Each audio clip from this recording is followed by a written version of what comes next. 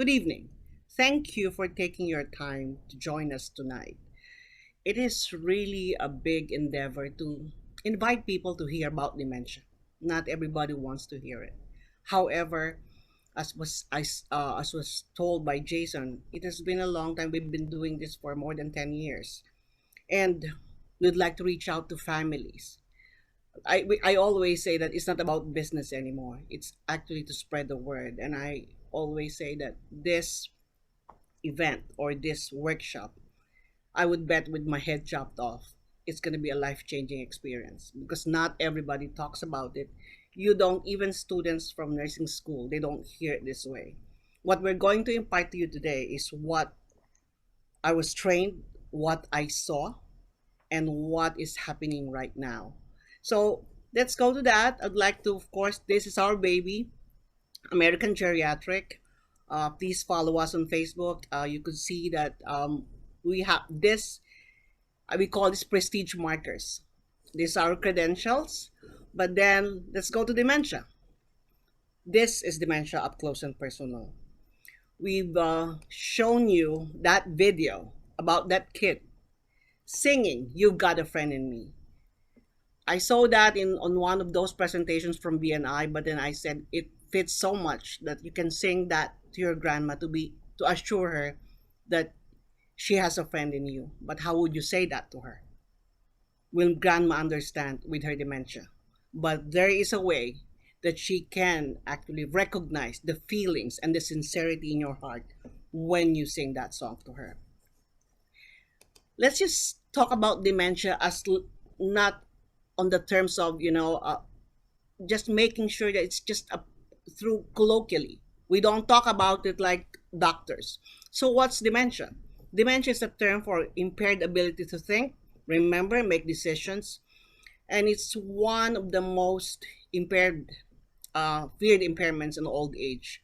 As I always say, it's better to have cancer because with cancer, you die, you have yourself. You know your family, you know your loved ones. With dementia, you die, you don't even know yourself. It is the most dreaded illness that could afflict a person. They will say, "Oh, what's dementia? What's about dementia?" So, let's put it in layman's terms. Dementia is brain failure. If you look at this slide, the brain shrinks. The brain shrinks because the brain cells die. And when the brain cells die, so goes are the memories. The first one to go are the brains near your hippocampus, the ones controlling your short-term memory. So we will discuss it later why our mom or grandma keeps on repeating herself and refers to stories when she was in grade school, maybe 60 years ago. Why is that story always popping up during conversations? But there are so many kinds of dementia. You could research about this. If you have Alzheimer's, you have Lewy body. It's a Lewy body is a mixture of Parkinson's and dementia, and we have vascular, if that dementia, the stroke, and other more. But we can concentrate with Alzheimer's because this is the most common among all. I know that you saw about Alzheimer's a while ago. The 3 minutes. It explained everything and more on how relentless this illness is. So they say, "Oh, she has dementia." She has dementia. What would make you say that the person has dementia? There are telltale signs. We're not doctors. We cannot diagnose dementia. However, there's some signs like sometimes you don't remember the names of friends and relatives, but people do that. Sometimes I can't remember the names of my friends. You forget appointments. That happens too. But sometimes this one trouble verbalizing thoughts, frequent pauses in conversations, and substituting of common words, and repeating statements and questions, consistently misplacing items, frequent confusion, inability to focus, becoming lost in familiar places, and mood changes, agitation. These are just telltale signs. But sometimes, when I do my assessment with a certain patient, I ask, does she have dementia? And they say, oh no, she's okay. But then you will see that there is a Aricept in the list of medications. What is one sign that you could actually kind of, why is it happening? Or maybe check on how mom could be, seen by a professional or a doctor when she repeats herself. So I say, does she repeat herself? If that happens, maybe it could be a telltale sign.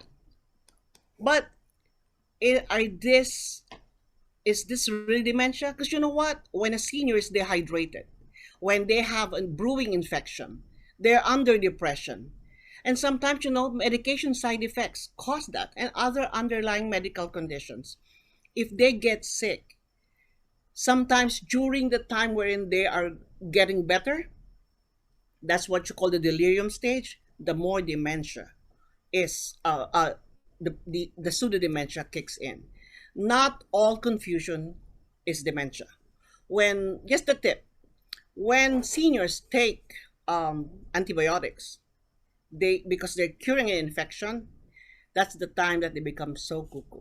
And when they get better after taking those antibiotics, they become cuckooer. Um, Here, and then, as I said a while ago, only doctors can diagnose Alzheimer's. We're not here. We have telltale signs, but that needs to be collaborated by the doctor, or that needs to be diagnosed by the doctor. We cannot just say, oh, you have dementia, or label. Okay. Oh, they said I'm not on full screen, so I have to do that. Okay, that's it. Okay, number one rule for dementia. I think I missed this one. Suggested tests for dementia. We have what you call the self-administered gyrocognitive exam, the SAGE. This exam is actually, you can get it from the internet. You can check it out and give that to yourself at the privacy of your bedroom, or you can give it to grandma while talking. Now, if you think if it becomes positive, go see the doctor. They will give you a mini mental state exam, and they will give you like an MRI, those things. But if it's negative, go to Costco and have it laminated because you don't have it yet. It's a badge. Now, we also have the mini mental state exam. The doctor gives that. There's also self-assessment tests that you can get from the internet. And there's also, do you know right now, you can check if you will have Alzheimer's 20 years down the line, or will you have it? There's what you call the Recode and the Reverse program. We will discuss this in the next meeting, next seminars titled How to Prepare for Dementia. This could be explained, but you already know, so you can prepare 20 years in advance. Okay, number one rule for dementia care: no reality orientation. We always say, what's reality orientation? Here's a case. You and mom went out, walked, and then it's kind of hot already. So, mom, let's go back inside because it's really getting warm here and the sun is burning. And then when you get in, she goes to the window and says that, oh, it's raining. See, it's raining cats and dogs. And here you are looking at her like, mom, do you remember? We just came from outside. It was so sunny. It was so hot. So that's why we're here. There's no rain. And your mom would look at you and she would look like, you think I'm lying? You think I'm making this up? How would she feel? She would feel stupid. She would feel that you don't believe her. Now there's agitation. If mom says that it's raining cats and dogs, just say, yes, it's raining cats and dogs. Why? It is because that's how her failing brain is processing what the eyes are seeing. It's how the brain is processing anything that's sensory. That's the reason why we have hallucinations. Now, with this slide, It says, why do seniors always refer to stories when they were young or long time ago? It is because that's the only memory that the brain can grab. When you have brain failure, what happens is that the hippocampus, the ones that processes short-term memory, it gets a data or a memory, and then after that it bounces and then gets out. It cannot be stored because the brain cells there are already dead. However, what's left is the one at the back. The one at the back stores those old time memories, and they're the last to go. So that's why they will forget what they ate for breakfast, but they will remember what they ate for dinner with your grandpa 70 years ago, 50 years ago, because that's still stored there. The short term memory is gone, it is not stored anymore. Okay, why is there resistance to care? We love mom and dad so much that we try, or grandma, we try to do everything for them. We try to balance their checkbook. We do grocery shopping. We even buy clothes for them. We do almost everything for them. The problem is, why are they mad? They keep on falling, going to the hospital. They always are on the floor. They always call 911. They get picked up. And then why are they saying that they don't need anyone? It is because we are pushing care or help in their faces. You have to be on their shoes. Say, for example, here's care, and here I'm shoving it to your face. What will you do? You push back. So we unknowingly make them feel stupid and invalids. Their perspective of your tender, loving care or all this help you are trying to shower them is going to be seen on a negative way because you are giving it to them, pushing it to them without considering that there are still things that they can do. We will discuss later the Montessori approach. Okay, see, this is the effect of that. They will say, "Mom, you cannot do this. I'll do this for you." And what would they say? Why is she taking over my life? Why is she doing this to me? She's she's invading my privacy. She's removing my independence. So what will she do? No, I can still do it. Stop. I'll show you I can do it. And here it is. That situation when they refuse help and then they fall. And then when they feel that you are taking over their lives, there's a pushback and they would say, what, I don't need you here. Now you become the bad guy. There is a technique on how to introduce care to them or help. Okay. Because sometimes these people with dementia, sometimes they're, because of all these things it is so scary to have dementia. Because there's something like you are having a hard time grasping things. So it's like you're scared. They are scared. But sometimes when you try to help, what do? They fight. You know. And if in case there's no let up with you helping them, they would say, okay, it's okay. I'll just turn my back. I don't want to talk to you. That's like run away. So why do a lot of seniors stop talking at the later stage of their illness? Why have they stopped socializing? Again, put yourself in their shoes. I cannot remember who these people are. Why should I go out? I'm embarrassed. And why do I still have to talk? You keep on giving me reality orientation. Every day, you tell me that it's not raining. It's not raining, it's sunny. And you tell me that this wall is red as I see it as white. You contradict what is their reality. So what happens? Every day in and day out, you make them feel stupid. You make them feel useless. So a lot of seniors at the later part of their lives, they stop talking. Not because they forgot or they already lost that capacity. It's just because they have given up on life. And that's one of the reasons why we're doing this. There are some participants in our seminars before. They say, They were crying after. And I said, what did I do? And they said they never knew that mom passed away very lonely because they never understood the they never understood that they have to live in the perspective of the senior. There should never be a reality, no reality orientation. As I mentioned here, because of continued use of reality orientation, they have lost hope and given up on life. Constant agitation, because you keep on, you keep on giving them reality orientation, so they get agitated. And every time they get agitated, it's constant now. Now they fall into depression. When they fall into depression, you will have problems with death. You know, it's gonna be, but then it's okay to, you know, um, pass away peacefully, but very lonely because you were never understood.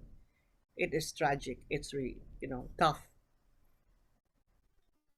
I would like you to take a look at this picture. See, seniors, sometimes there's a disconnect. We call this the 60-90. You have you have a 90-year-old who thinks she's 60. How's that? Because what happened, because of dementia and Alzheimer's, the memories from 61 to 90 got erased. Because of the dementia, the brain cells there died. So what was left? The memory at 60 below. So that's why we have seniors saying that, oh, I'm going to the office. And then here is your untrained caregiver who will say, no, you're not going to the office, you're retired. You live here at home, I'm your caregiver. But of course, they would say, what? There's a disconnect on their reality. Look at this lady. She thinks she's still young when she looks at the mirror. This guy remembers that he's still, that scientist, that doctor, and that nurse. Because this is how they see themselves. I'll mention to you case studies later on how this relates to this situation. So, how do you talk to mom and dad? Of course, number one, no reality orientation. Diminish distraction. So when you talk to mom, to grandma, make sure that you just look at her, not doing something else, because you know what, their focus is so impaired that they will be distracted in everything that you do. Simple statements. Don't argue with them. Don't give them a lot of choices. Just like in the morning, mom, what do you want to eat? I have breakfast. You recite the whole menu. That is so overwhelming to a person with Alzheimer's or dementia. So when you ask them, do you want bacon and eggs today, or do you want this? Limit the choices so that they don't get overwhelmed. There's sometimes that grandma has a problem with hearing. So what you do is, if it is okay, it's okay to use sign language, like, yeah, I love you. Or sometimes you don't want it. It's not because you're treating them like deaf or mute or whatever. It's just that it's easy for you to convey a message, the simple ones. The more that the brain is having a hard time understanding what you're saying, the more confusion, and the more you can't get any response, good response. Sometimes they say something you don't understand. There's a word for that. Let them talk. Tell me about it. We always tell our caregivers, tell me about it. Or sometimes, if it's not, sometimes, they have aphasia, they have a problem with associating words to things.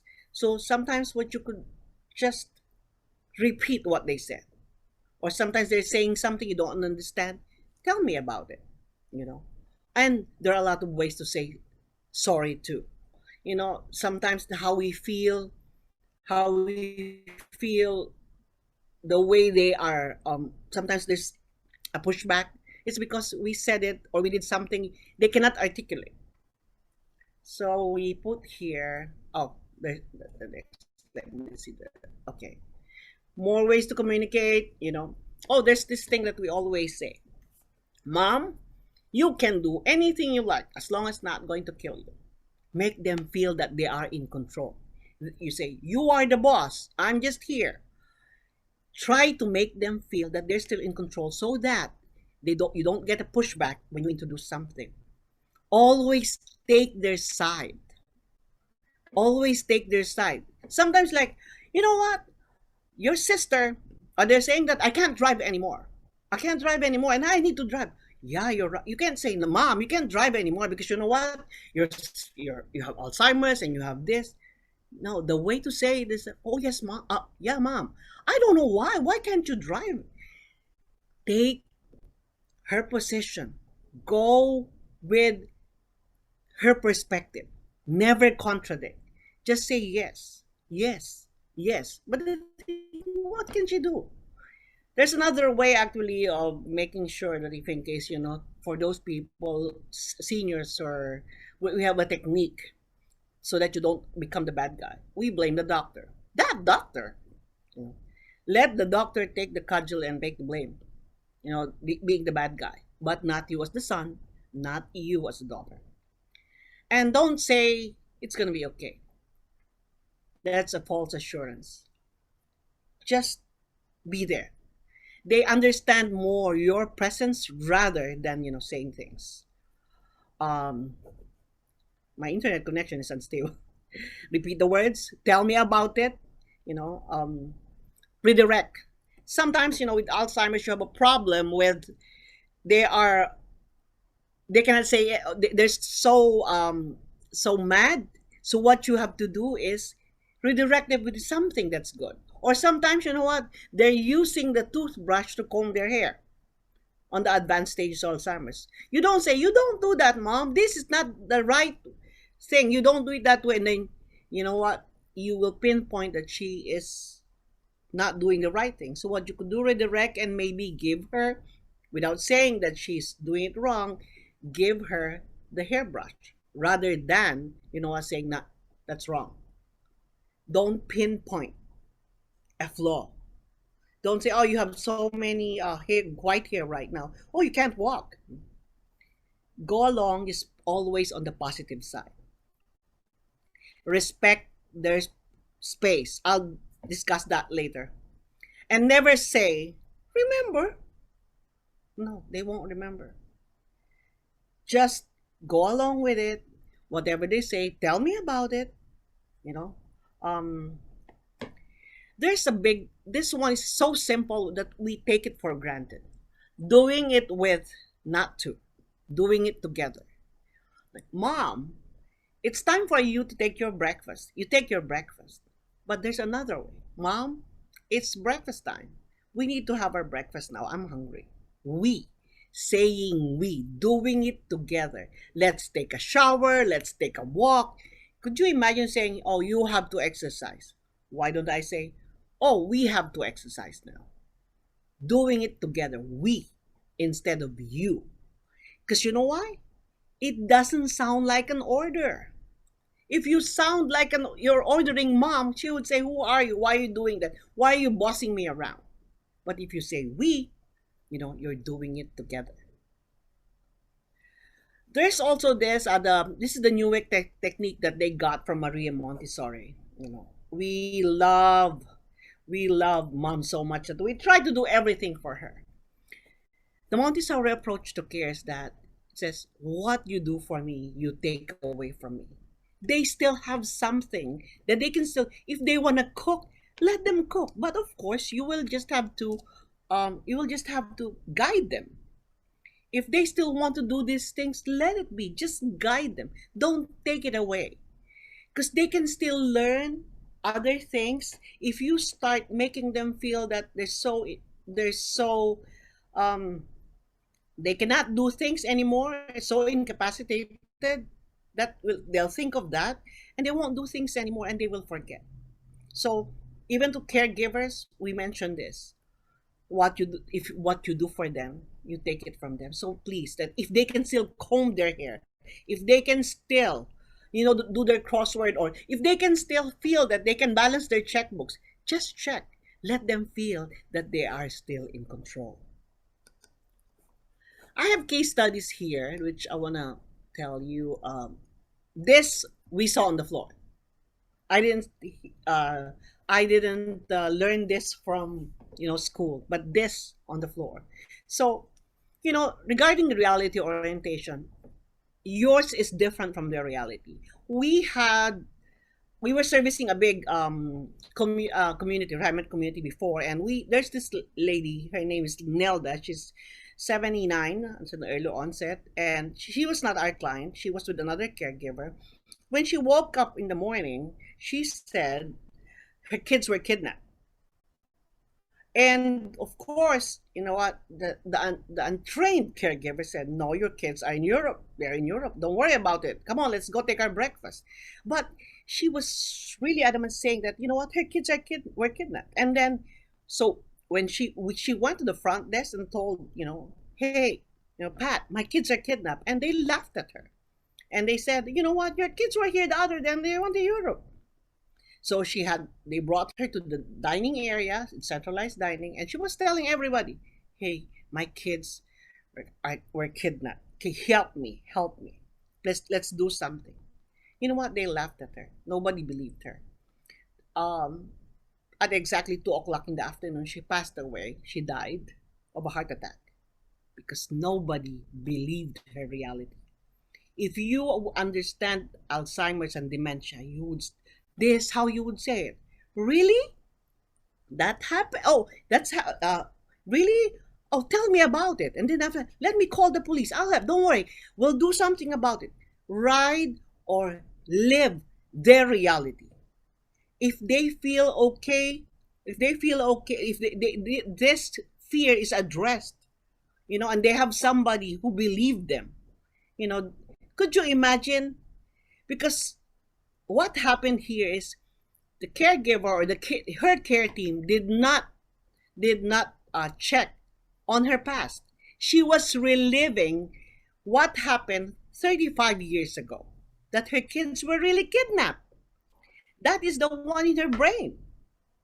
But nobody believed her. Okay, and next one is the story of Nancy. We were servicing Nancy every day, and then one day I was sitting on the sofa, and she told me, "I hate that caregiver." And I saw Sophia going to her room. She's going to get the laundry. And I said, "Why are you mad, Nancy? Why are you mad?" "I hate her. I hate her." The the thing about dementia is they forget what you did, but they will never forget how you made them feel. The emotional imprint stays.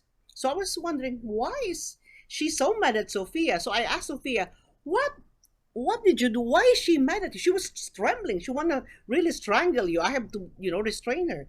And she's none. I just go there in the morning and I pick up her laundry. And then now I saw the problem.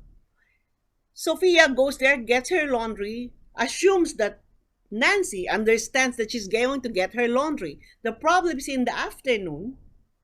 You know what? Sophia is not there anymore, and it's going to be Marie bringing the clothes and is going to put it in the closet. She doesn't know that anymore. Let us not assume. So what happened? What is in the brain of Nancy? Nancy thinks Sophia every day is robbing her clothes, stealing her clothes. Every day. And you know what? Marie doesn't understand too. She will just put it in the closet. So every day, could you imagine Nancy feeling that somebody is stealing her clothes? That's why she hates Sophia, but she cannot articulate it. And that's why you should see things from their perspective. Alex. Alex is screaming every day, and you know what? Even the neighbors are complaining, why is he screaming every day? And then we were wondering why is Alex screaming. So we dig deeper. So when we check, when Alex wakes up, you know what? They make him sit at the edge of the bed while they're fixing the bathroom so that he could take a shower. Seeing from Alex's perspective, why is he screaming? Because at night he was all soaked in his urine. It's too cold. And here comes the caregiver running around with body heat that's high because of exertion. But here's Alex sitting there, too cold because he's wet. He's wet. What is he saying? Because Alex is a patient. He's saying I'm screaming because you know what? I am wet and I'm cold. So we just have to put the thermostat on or give Alex a warm blanket or a jacket so that while waiting for his bath, we're waiting for his shower, he is sitting down, comfortably. Because the caregiver doesn't know. In the same way with us. It's the same as the story of Nancy refusing shower. Nancy will not take a shower. She would say, "Oh no way, I will not. I don't want to." She has a lot of, reasons. So what did we do? I told the caregiver, go there early, put the thermostat at 80 so that the next day, when you come at around 7 o'clock, she will be ready. So we put that up. So the thermostat up because it's very cold. She doesn't want to take a shower. We put it up. And when we did that, all the blankets are thrown on the floor. And then here comes the caregiver saying, "Good morning, Nancy. It's warm today, isn't it? Do you want us to take a shower?" And Nancy said, "Okay, let's go." Because we understood they understood their perspective from the eyes and how it feels. So these are stories that, we have to be very mindful on their perspective. I put it here. Okay, this one is a care tip. Use the remaining long-term memory. Oh yeah, with Nancy. Nancy, as we talked about, is that she would wake up and she would say, "I'm going to the office today," and she needs to dress up her corporate, her attire, and she, "Where's my bag?" And then she would wait in the lobby. How can you ask Nancy to go back? You know, how would Nancy to go back? Okay, so Nancy will hold on, my screen is moving. Okay. So how did we convince Nancy that she is not going to go to the office? So we know that she worked and we told her, "Hey Nancy, there's no work today. Because you know what? The elevator in your building is not working. So it's going to be hard for you. You're on the 17th floor. So it's better. Why don't we just have our breakfast?" And she will say, "Really?" We know the story because we did our research. We know that it happened before that she was so mad that she can't go to the office because the elevator is always, you know, broken. These are the things that we can use this in order for us to come across and live in their reality. This one is actually the positive physical approach I learned. Oh no, this is not from TIPA. But this is actually for caregivers, but it can be used by families. When you come in, don't assume that they will always remember you, especially when they're in bed. Approach, move slowly, never ever, this is one, never when you go see your mom and you're going to wake them up, or if you're a caregiver, never ever stand beside the bed and look down at them. Because sometimes they would think they were wet the whole night, they had body ache, and here you are looking down at them saying, "Hey, it's time to wake up." No. Even she's your mom, even she's your grandma, we suggest crouch down low, then on one knee, and then eye level. Because the effect of somebody looking down at you, that is bad. So, and always offer the hand. The hand palm, this is the most comforting touch. So a hand to hand. And call them by name. For the caregivers who are here, don't ever call sweetie, sweetheart. Call them by name. Call them by name. Because sometimes, we ask also, how do you want us to address you? The cares approach is for the caregivers. We need to connect. You have to assess, respond appropriately, evaluate what works. This thing is for the caregivers. We have a Dementia 101 scheduled, I think, in November for the caregivers, and this will be very, very handy. It will make your job easy. Okay, this one, funny, we are virtual, but this is a break. Actually, this is a break that we use. Do you know that eyesight affect interaction? Let's have this exercise. Can we do this like the scuba goggles? Put our hand. See, these are scuba goggles and binoculars. This is the scuba. So I cannot see here. I cannot see here. And then maybe I have cataract or I have macular degeneration. Now, as time goes by, my eyesight gets smaller. So now it becomes the binocular. And sometimes, this one gets blind because you have a problem. So this is the only one. So you can only see very, very limited. Could you imagine a person going to you in front of you when you have just the binoculars? You could see a big face. And here, this person also, you're standing up or sitting down, suddenly just, oh, your pants need to be changed. Then they yank it off. We always say this.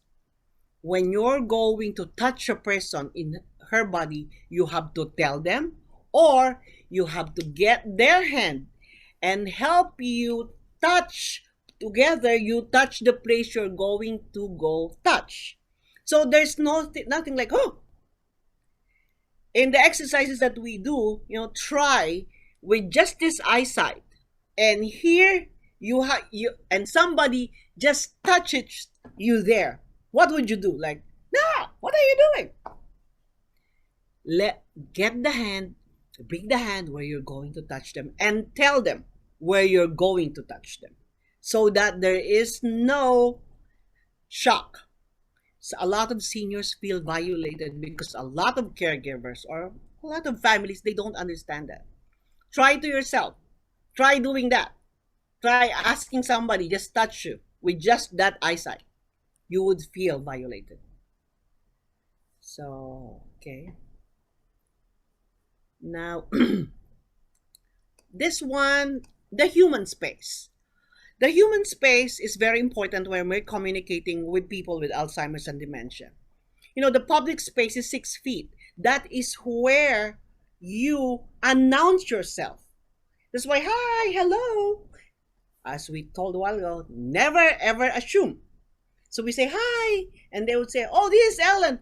And somebody would say, oh, of course I know you're Ellen. Oh, I just want to hear my name. You can joke about it. But that's the space that you need to announce that you're here. Even though your mom, she's your mom or what, but you have to announce 6 feet to get their attention. And then you walk towards them. That's the personal space. They start seeing you. You start interacting. That's the 6 feet. Hey, mom, I'm here while I'm walking. Or like, hey, Linda, and extending your hand. But will you go straight to them? Confrontationally? No. You have to go to the side. Going to the side, it's not confrontation. Remember, we have the binoculars. We have limited eyesight. So I'll go on the side and extend my hand to hand. Now, if what you call the arm's length or the intimate space, anything that they can touch. That's the reason why we tell caregivers, make sure that they don't have plunging necklines or what. Because you know what? When you do this, they can touch anything or hit anything within arm's length because that is their intimate space. You do not just go to the intimate space of a person with dementia or Alzheimer's. That is also violating. You will have a pushback. So we always suggest, make sure to observe this. When you talk to them, when you say something, always observe. Because here, communication will be more fluid, no pushback, if you respect the human spaces. Yeah. Okay. Care tips. Sometimes, you know what, they're mad. You know what? A person with dementia, they change. Sometimes you have to understand, even though he's mad at you or what, or he's agitated, that's not your dad anymore. That's dementia. That's Alzheimer's. It changes the person. and never ever contradict. As I told you before, please go with them, their perspective, or redirect conversations. If in case there's something, there's stories that you know what he's mad. Like I have a client, Gloria. Every time she would see on TV about the Sandy Hook, she's a former teacher. So you know what? I do not want her to get agitated. I change it. I redirect the conversation or look at the happy moments. Happy moments, which I'll mention about the family album. Here are ways to say sorry. I'm sorry. I was trying to help you. I got this from Tipa Snow. I'm sorry I made you angry. I'm sorry you were right. I have no right to treat you like a child. I'm sorry that happened. That shouldn't have happened. All these things. If you want a copy of this, we can give it to you. This is a way of saying I'm sorry. So there's here. How do you prepare for dementia? This is somewhat.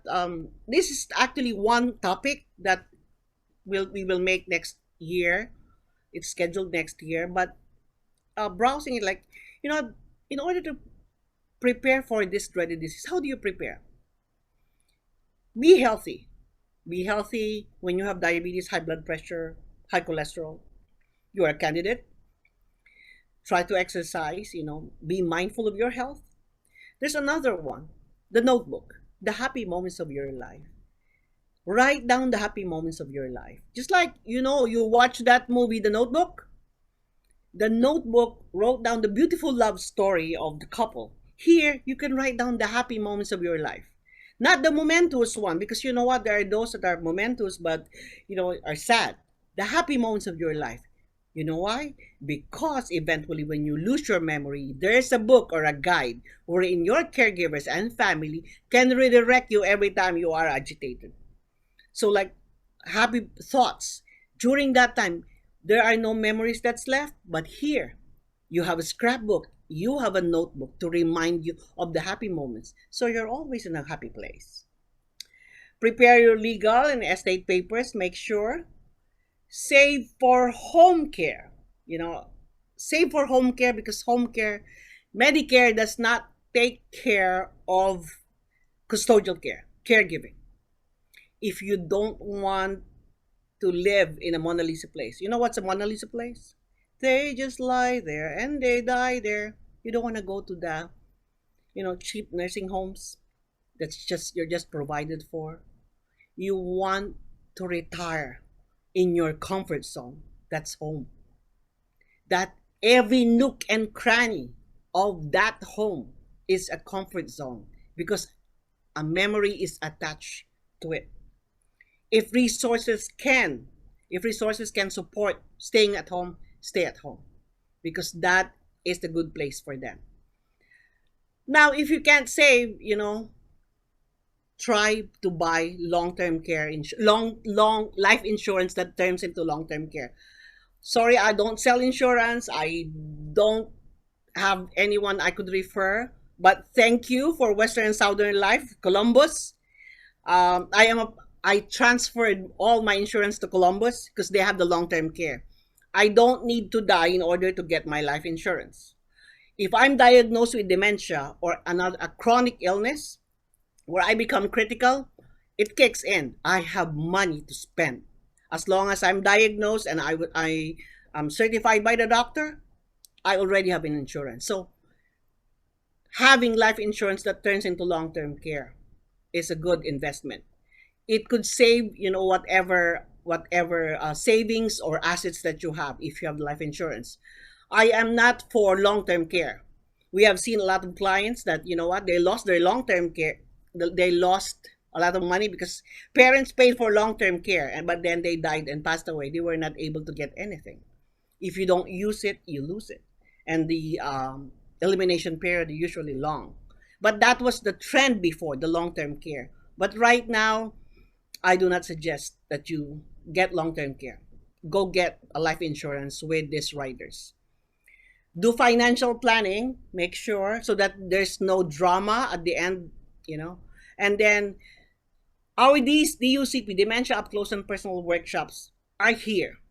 We don't make money out of here. Well, this is not even business. It's more of an advocacy. So if in case you have time and you see us, join us because you'll learn a lot from here. And do the planning with your family. Family will always be family. At the end, it's still gonna be you guys who will be together. Everything, all will be forgotten when the time comes that we have to say goodbye. That the message was conveyed. You know, would like to snatch seniors from living this world l- lonely and misunderstood. This is a free event. We just ask, to please, pay it forward. Please spread the word about, the right language and approach for care and dementia. Because a lot of families right now, we have a hard time getting people to attend seminars like this. Like, it's okay. We're just not in our family. Yeah, we're okay. But you can learn dementia in the internet, but nobody teaches us the right language and approach. Never ever contradict. No reality orientation. So we hope we're open for question and answers, and we hope that we could help you guys. American Geriatric is here. We help seniors. We don't charge for a phone call asking for a second opinion. You know, help us spread the word about dementia, and let's be of service in a better way to our loved ones. Thank you.